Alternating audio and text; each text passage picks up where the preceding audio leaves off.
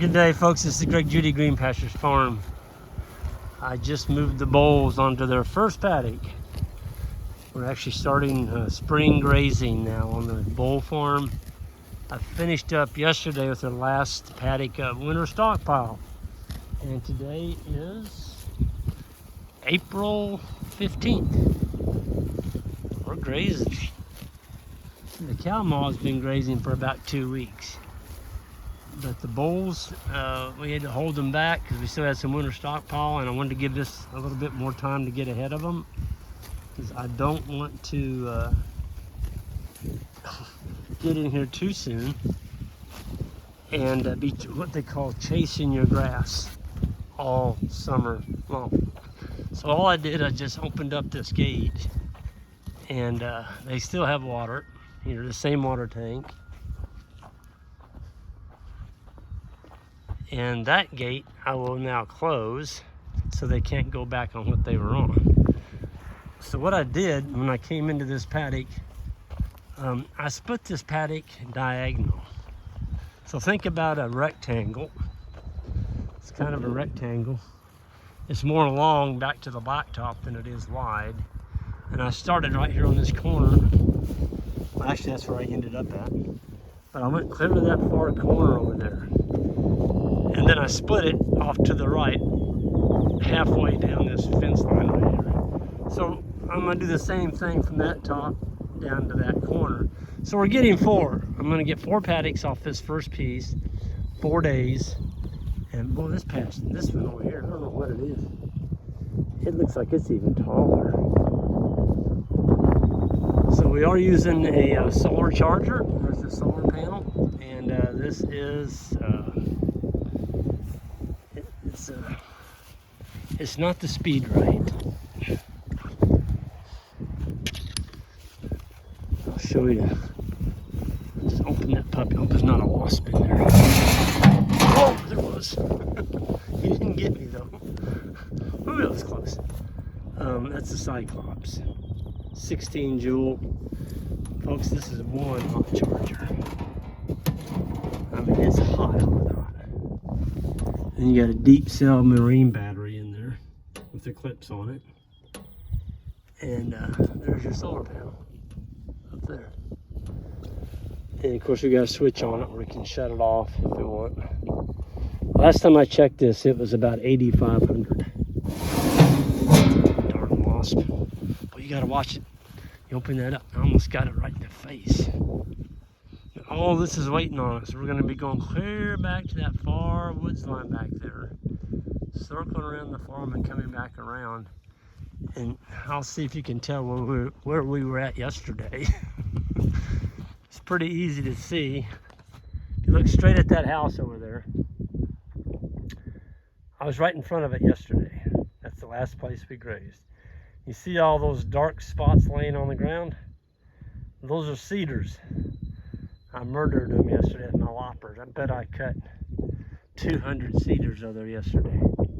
So we'll come over and gather all those up, and I've got probably 2,000 autumn olives to cut over there.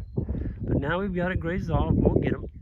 And it's a lot easier after the bulls have grazed it down to go in and get them. You can see them. You can see them.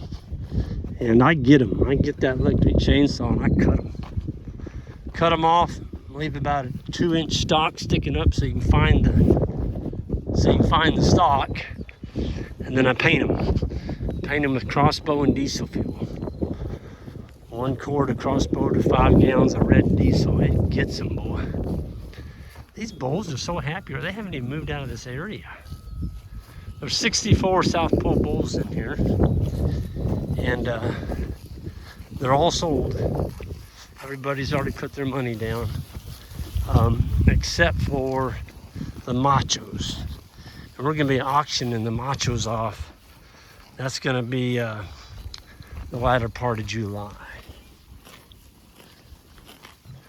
But there's some bulls in here that's only 10 months old, little guys. There's one in front of us. Most of them are approaching 2 years old or are 2 years old. They just look pretty rough right now with all the winter hair coat on, but I'll tell you what, on this grass, they're gonna crank. They're gonna crank. They're gonna be so pretty here in another 30 days. Get all this winter hair off of them. But I'm gonna tell you what, they needed every hair this winter, especially on this farm. There's a wind channel that comes down this ridge. There's wind out here right now. And if you get away from this ridge, there's no wind. There's a wind channel. It's coming down this ridge. And there's always wind right here. I think you could come out here on a summer day when there wasn't even a whisper of a wind, and you'd find wind right here.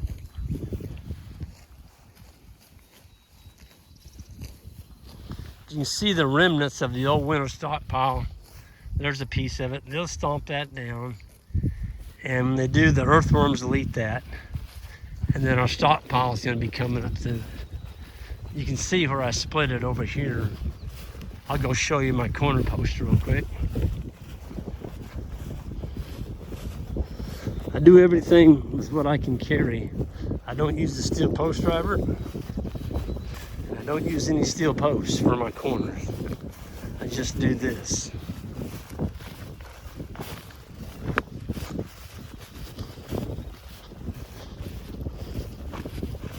I know that wind's got to be ripping in this video.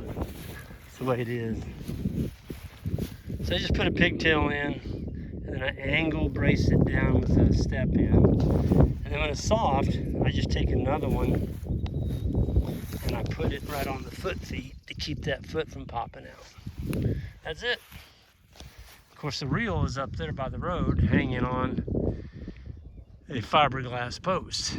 That's hot. So this is cold when you tie on, but you make it hot when you hang the reel up over there. So this is what they're on today, this whole chunk. Then tomorrow they're gonna go on to that over there. So they're on about 2 acres here. Yeah, acre.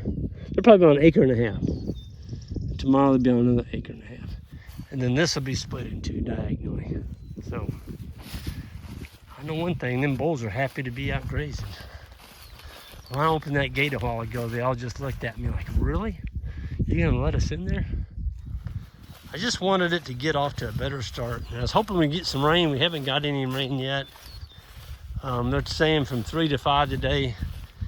Maybe thunderstorms, hail, tornado warnings. I could do without those others, but we could sure use some moisture. But, you know, it'll come when it comes, and there's nothing you can do about it. Other than manage for what you know. That's what you got. Oh, look at this. There's where the boys and I. Our dreaded autumn olive. See, that got put crossbow and diesel fuel. Did y'all see any green coming off of that stalk? Now, see here we missed one. That one did. Ouch! That one didn't get painted. Unless we got that painted, that darn thing there will come back. It was hidden. It's hidden. But those boogers right there are done. Absolutely cooked. Love it. That was one of the promises we made, Doug and Joanne, is we'd clean this place up, and we have. We just got one section left to do, and we'll have it all done. It was a lot of work.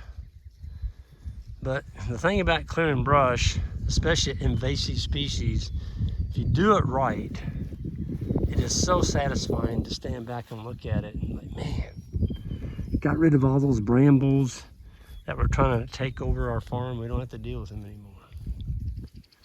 So it's worth doing. This is the field that I broadcasted 3 pounds of red clover on. One of them. We only did half the farm because the bulls had not grazed the other half. And I knew if I put it in there, in that tall stockpile, it wasn't any of it going to come up. But we'll see. We may see it if we get some more rain. We'll see. I did inoculate it before I broadcast it. I know one thing, there's some happy bulls out here. They're gonna chunk some weight on now, man. There's orchard grass in here, there's fescue, there's bluegrass. Those are the three main ones. Of course, fescue's our dominant grass. And cowbirds. Dandelions. Dandelions are out.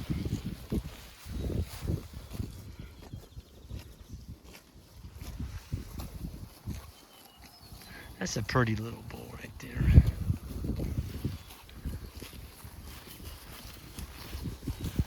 Yep, they're gonna look a lot better when they get shut off, I can tell you that.